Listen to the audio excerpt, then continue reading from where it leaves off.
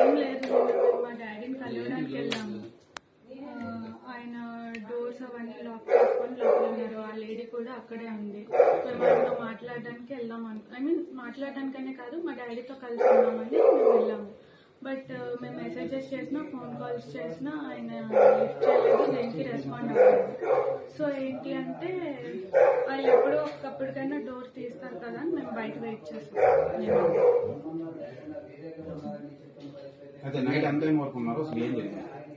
Night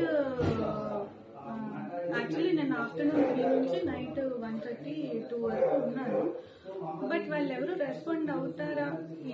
respond అవుతారేమో అని మేము wait చేసాం. అట్లీస్ట్ మా డాడీ అయినా నా పిల్లలు బయట ఉన్నారు కదా, లోపల పిలుస్తారనేమో అయినా వెయిట్ చేసాం. బట్ ఏం రెస్పాన్స్ లేదు. ప్రధాన కారణం ఏంటి మీ ఫాదర్ రెస్పాండ్ అవ్వడం? ఆ లేడీ ఆమెతో ఉండడమే రెస్పాండ్ అవుతుంది. మీ ఫాదర్ దూరంగా చాలా మంత్స్ అవుతుంది. లాస్ట్ ఇయర్ నుంచి దూరంగానే ఉంటున్నాం. ఈ మధ్యకాలంలో మీరు కలవడానికి వెళ్ళాం. లాస్ట్ ఇయర్ వినాయక చవితి అప్పుడు మాట్లాడడానికి వెళ్ళాం. అప్పుడు మా డాడీ వాళ్ళ బ్రదర్ అండ్ వాళ్ళ మదర్ ఏం చేశారంటే మమ్మల్ని లోపలికి రానివ్వకుండా మేమేదో వాళ్ళకి అటాక్ ఇస్తున్నాం అన్నట్టు క్రియేట్ చేసి మా డాడీతో కలవనివ్వకుండా చేశారు.